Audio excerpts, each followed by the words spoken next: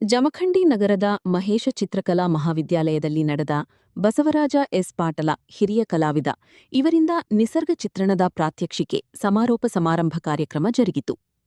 ಕಾರ್ಯಕ್ರಮದ ಅಧ್ಯಕ್ಷತೆಯನ್ನು ವಹಿಸಿದ ಕವಿತಾ ತಿಮ್ಮಾಪುರ ಅವರು ಮಾತನಾಡಿ, ಚಿತ್ರಕಲೆಯು ಭಾಷೆ ಹುಟ್ಟುವ ಮುಂಚೆಯೇ ಚಿತ್ರಕಲೆ ಹುಟ್ಟಿಕೊಂಡಿದೆ ಎಂದು ತಿಳಿಯಲಾಗುತ್ತದೆ ಎಂದರು. ಆದಿಮಾನವರು ಗುಡ್ಡಗಾಡು ಪ್ರದೇಶಗಳಲ್ಲಿ ಜೀವನ ಸಾಗಿಸುವ ಸಮಯದಲ್ಲಿ ಗುಹಗಳ ಮೇಲೆ ಚಿತ್ರಗಳನ್ನು ಬಿಡಿಸಿ ತಮ್ಮ ಜೀವನ ಶೈಲಿಯನ್ನು ತೋರಿಸುತ್ತಿರುವ ಕಲೆಗಳು ಇಂದಿಗೂ ಜೀವಂತ ದೊರೆಯುತ್ತದೆ. ಚಿತ್ರಕಲೆಯೊಂದು ನೈಸರ್ಗಿಕವಾದ ಸುಂದರ ಜೀವನದ ಕಲೆಯನ್ನು ಬಣ್ಣಗಳ ಮೂಲಕ ಚಿತ್ರ ಬಿಡಿಸಿ ಆನಂದಮಯವನ್ನು ತೋರಿಸುವ ಚಿತ್ರಕಲೆಗಾರರಿಂದ ಮಾತ್ರ ಸಾಧ್ಯ. ಇಂತಹ ಚಿತ್ರಕಲೆಯನ್ನು ಕಲಿತ ವಿದ್ಯಾರ್ಥಿಗಳು ತಮ್ಮ ಜೀವನವನ್ನು ರೂಪಿಸಿಕೊಳ್ಳಬೇಕು ಎಂದು ವಿದ್ಯಾರ್ಥಿಗಳಿಗೆ ಕರೆಯನ್ನು ನೀಡಿದರು. ಹಿರಿಯ ಕಲಾವಿದರಾದ ಬಸವರಾಜ ಪಾಟೀಲ ಮಾತನಾಡಿ, ನಾವುಗಳು ಕಲಿತ ಕಲೆಯನ್ನು ಬರುವ ವಿದ್ಯಾರ್ಥಿಗಳಿಗೆ ನಮ್ಮ ಚಿತ್ರಕಲೆಯನ್ನು ಬಿಡಿಸುವ ಕಲೆಯನ್ನು ತಿಳಿಸಿದರೆ ಮಾತ್ರ ಜೀವನ ಸಾರ್ಥಕತೆಯಾಗುತ್ತದೆ. ಇಲ್ಲದೆ ಹೋದರೆ ನಮ್ಮಲ್ಲಿ ಉಳಿದರೆ ಅದು ಕಲೆಯ ಸತ್ತು ಹೋಗುತ್ತದೆ. ವಿದ್ಯಾರ್ಥಿಗಳು, ವಿದ್ಯಾರ್ಥಿನಿಯರು ಮದರಂಗಿ ಕಲೆ, ಚಿತ್ರಕಲೆ, ಅರವೆ ಹುಲಿಗಿ ಹೀಗೆ ಹಲವಾರು ಕಲೆಯನ್ನು ಮೈಗೂಡಿಸಿಕೊಂಡಿದ್ದರೆ ಮಾತ್ರ ತಮ್ಮ ಜೀವನ ಸಾಗಿಸಬಹುದು. ಕಲಾದೇವಿಯನ್ನು ಪಡೆಯಬೇಕಾದರೆ ಸತತವಾಗಿ ಪ್ರಯತ್ನ ಮಾಡಿದರೆ ಮಾತ್ರ ಕಲಾದೇವಿಯು ಒಲಿಯಲು ಸಾಧ್ಯ ಎಂದರು. ಚಿತ್ರಕಲೆಯ ಶಿಕ್ಷಕ ರಮೇಶ ಚವ್ಹಾಣ ಮಾತನಾಡಿ, ವಾಟರ್ ಕಲರ ಚಿತ್ರವನ್ನು ಬಿಡಿಸುವುದು ಬಹಳ ಕಷ್ಟ. ಶಾಲಾ ಕಾಲೇಜಿನಲ್ಲಿ ತಿಳಿಸಿಕೊಟ್ಟ ಶಿಕ್ಷಕರ ವೃಂದದವರು ಹೇಳಿರುವ ಮಾತು ತಿಳಿದು ಚಿತ್ರಕಲೆಯನ್ನು ಬಿಡಿಸುವ ಕೆಲಸ ಮಾಡಿದರೆ ಮಾತ್ರ ಶ್ರೇಷ್ಠ ಕಲಾವಿದರಾಗಲು ಸಾಧ್ಯ. ಶಿಕ್ಷಣ ಸಂಸ್ಥೆಯಲ್ಲಿ ಕಲಿತ ವಿದ್ಯಾರ್ಥಿಗಳು ಸಂಸ್ಥೆಯ ಕಾಲೇಜಿನ ಕೀರ್ತಿ ತರುವ ಪ್ರಯತ್ನ ವಿದ್ಯಾರ್ಥಿಗಳು ಮಾಡಬೇಕು ಎಂದರು. ಕಾಲೇಜಿನ ಪ್ರಾಚಾರ್ಯ ಕೇಶವ ರಾಠೋಡ ಸ್ವಾಗತಿಸಿ ಪ್ರಾಸ್ತಾವಿಕ ಮಾತನಾಡಿದರು. ವೇದಿಕೆಯಲ್ಲಿ ನಿವೃತ್ತ ಪ್ರಾಚಾರ್ಯ ಜಿವಿ ಹಂಪಣ್ಣವರ, ನಿವೃತ್ತ ಉಪನ್ಯಾಸಕ ಎಚ್ಎಂ ವಿಶ್ವನಾಥ ಉಪಸ್ಥಿತರಿದ್ದರು. ಅನ್ನೋದು ಒಂದು ಯೋಚನೆ ಇತ್ತು. ಅವರಿಗೆ ಮಿಕ್ಕಿದವರು ಮೇಡಮ್ ಅದಾರ ಅಂತ ಹೇಳ್ತೀನಿ. ನಾನು ಬಹಳ ಹೆಮ್ಮೆಯಿಂದ ಆ ವಿಚಾರವನ್ನು ಯಾಕಂತಂದ್ರೆ ನಾನೇ ಕೆಲವೊಂದು ದಿವ್ಸ ಫೋನ್ ಅಂತ ಇಲ್ಲ, ಅವರ ಫೋನ್ ಕೇಳ್ತಾರೆ, ಸರ್ ಆರಾಮದಿಲ್ಲ ಅಂತ ಕೇಳ್ತಾರೆ. ಅಂತ ವ್ಯಕ್ತಿಗಳು ನಮಗೆ ನಾವು ಮಾಡಿದ್ದ ಒಂದು ಕೆಲಸಕ್ಕೆ ಇವತ್ತಿನ ಸ್ಫೂರ್ತಿದಾಯಕವಾಗಿ ನಮಗೆ ಅವರು ಸಿಕ್ಕಾರ. ಮುಂದಿನ ದಿನಮಾನಗಳಲ್ಲಿ ಈ ಕಲಾಶಾಲೆ ಇನ್ನಷ್ಟು ಬೆಳಿಬೇಕಂತಂದ್ರೆ ಇಂಥ ಕಾರ್ಯಕ್ರಮಗಳು ಸತತವಾಗಿ ನಡೀತಾ ಇದ್ರೆ ವಿದ್ಯಾರ್ಥಿಗಳಿಗೆ ಬಹಳಷ್ಟು ಅನುಕೂಲಗಳು ಆಗ್ತಿರ್ತಾವ. ಒಂದೇ ಉದ್ದೇಶ ನಮ್ದು, ನಾವು ಇರೋ ತನಕ ವಿದ್ಯಾರ್ಥಿಗಳಿಗೆ ಇನ್ನಷ್ಟು ಹೆಚ್ಚಿನ ಜ್ಞಾನವನ್ನ ಕೊಡಿಸಬೇಕು ಅನ್ನೋದು ಒಂದೇ ವಿಚಾರ ನಮ್ದು. ಆ ದಿಶೆಯಲ್ಲಿ ಮುಂದೆ ಸಾಗೋಣ.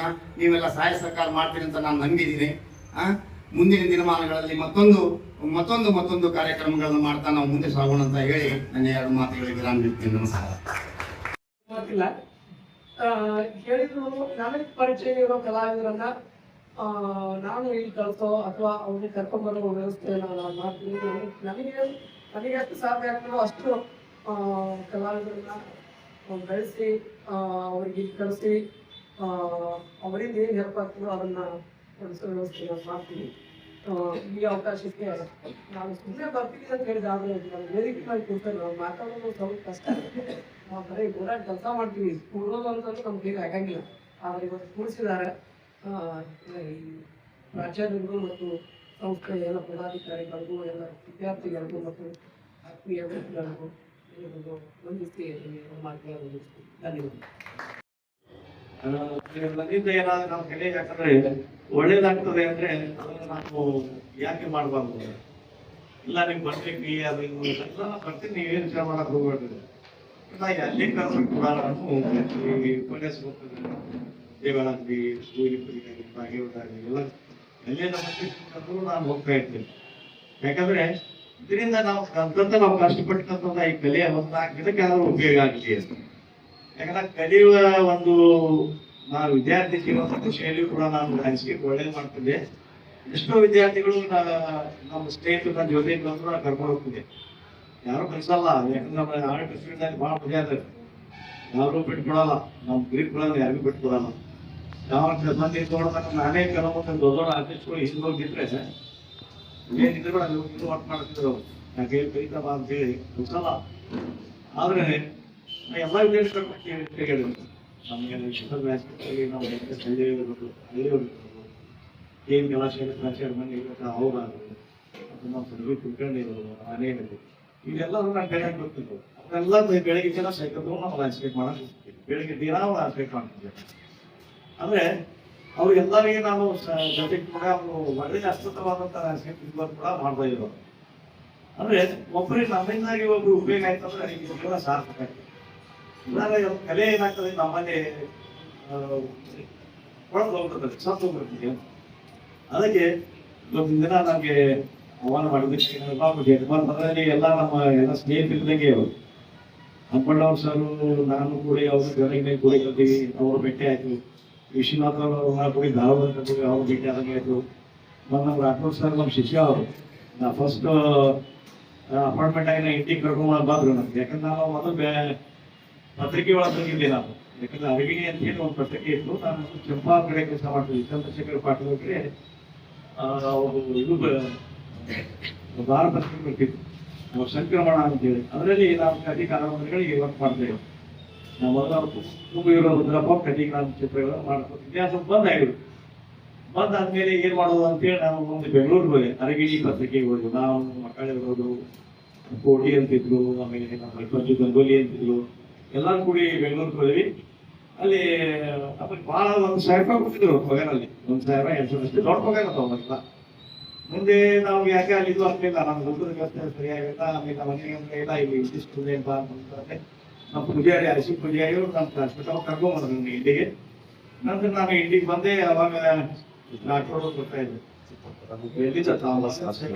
ಅವರು ಬೇಡಿ ನೋಡಿ, ನೀವು ಹಿಂದಿನ ಬರಕ್ಕೆ ಬಂದಿದ್ದೆ ಕಾಲೇಜು. ಬಹಳ ಕಷ್ಟಪಟ್ಟು ಬಡತನದಲ್ಲಿ ಅವ್ರು ಬಂದು ಕಲ್ತು ಕಷ್ಟಪಟ್ಟು ಇವತ್ತು ದಿನ ಆಚಾರ್ಯ ಆಗ್ಯಾರ. ನಮ್ಗೆ ಹೆಮ್ಮೆ ಅನಿಸ್ತೇವೆ. ಯಾಕಂದ್ರೆ ನಮ್ಮ ವಿದ್ಯಾರ್ಥಿಗಳು ಹೆಮ್ಮೆ ಅದನ್ನಾದ್ರೂ ನಮ್ಗೆ ಹೆಮ್ಮೆ. ಅದು ಶಿಕ್ಷಕರಿಗೆ ದೊಡ್ಡ ಹೆಮ್ಮೆ. ಅದೇ ಹೇಳಿದ್ದೆ ನಾನು. ನಿಸರ್ಗ ಚಿತ್ರದ ಪ್ರಾತ್ಯಕ್ಷಿಕೆ ಈ ಬಸವರಾಜ ಇವತ್ತು ಬೆಳಗ್ಗೆಯಿಂದ ಏನು ಚಿತ್ರ ಬಿಡಿಸಿ ನಿಮಗೆಲ್ಲ ಹೇಳ್ಕೊಟ್ಟಿದ್ದಾರೆ.